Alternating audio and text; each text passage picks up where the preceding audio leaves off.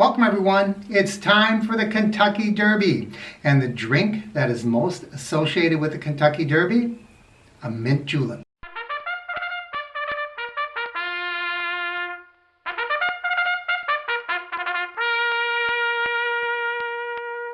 So in this video we are going to take a look at the mint julep, and we're going to make one really simple drink to make.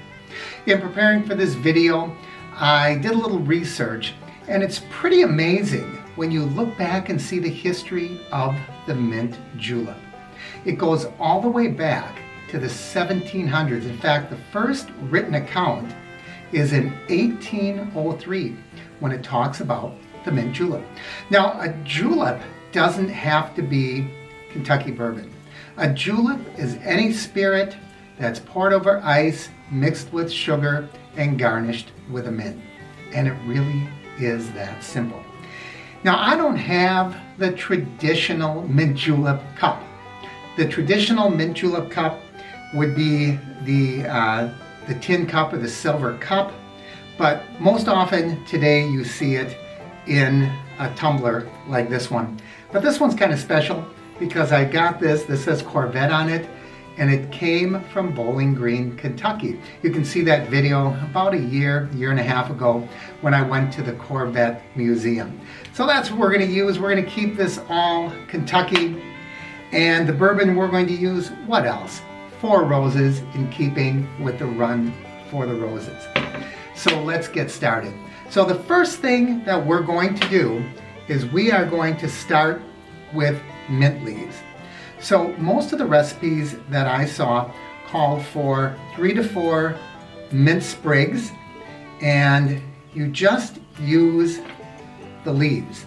Now, I've already pulled a lot of leaves off of some of these sprigs, and you know, if you get too many, you're just going to end up having mint leaves floating all over.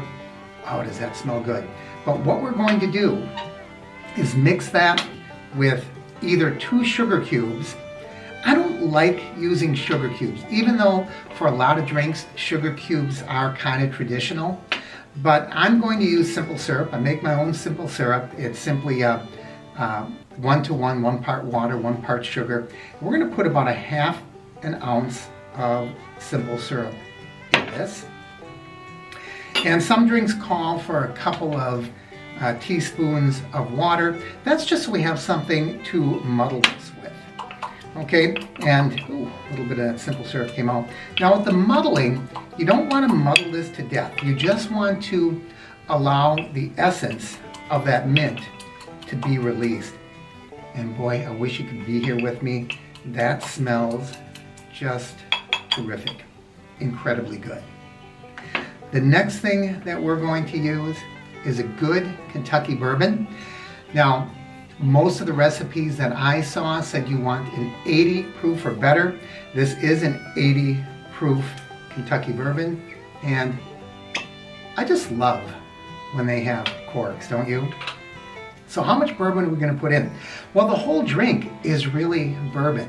That's all it is. So we're going to put in 2.5 ounces or 2 jiggers of the bourbon.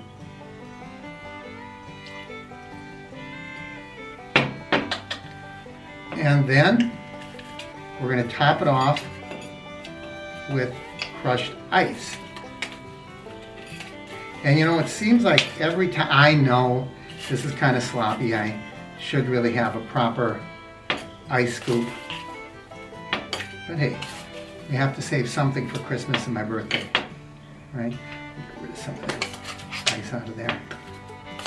And what you know what, I always seem to forget something when I'm doing these videos, and I forgot to have a stir spoon. So I'll be right back. You won't even notice it because I am going to remove the time I'm gone through the magic of video, just like that. So we stir this.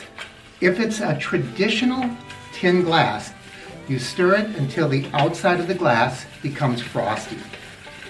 And we're going to stir it just to get it really nice and icy cold. I would say stir this for up to a half a minute And once it's stirred and nice and icy, we are going to garnish it with a couple of mint sprigs. Now you always want to whack these a little bit, and when you do that, you're going to smell that mint be released. And there it is. Doesn't that look beautiful? A traditional Kentucky mint julep. When you go in to drink, you get all of that mint. Oh, it's so good. Oh, and that is a good, refreshing drink. Now, with 2.5 ounces of bourbon, you probably don't want to down too many of these while you're watching the Run for the Roses, but it doesn't have to be for the Kentucky Derby. You can make this anytime you want a cool, refreshing drink. Now, you'll notice that I do have bitters here. There were a few of the recipes that called for a splash of bitters. I don't know if that's traditional or not. But what I'm going to do is I'm going to stir this up a little bit, and we're going to add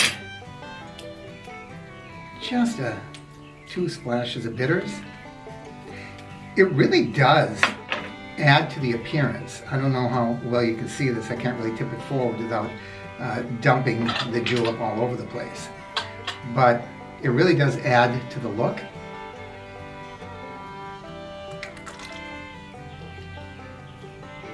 Well, I happen to like bitters. If you watch any of my other videos, you know sometimes when I'm making my Wisconsin Old Fashioned, I'll put 8 to 10 splashes in. So I actually think that it's good. Whether or not you want to do that to your mint julep or just keep it really pure is completely up to you. And keep your eyes open for Old Bezos and Hot Rod Charlie. I don't know, that's coming from someone who knows absolutely nothing about horse racing. As always, I'm going to ask that you like and share the videos. Leave your comments down below. If you haven't already, please subscribe by clicking my face down there in the corner. And don't forget to ring that bell icon. That way you'll know when I post new videos. Thanks for watching, everyone. I'm Mark, and this is the Average Meat Channel. Cheers.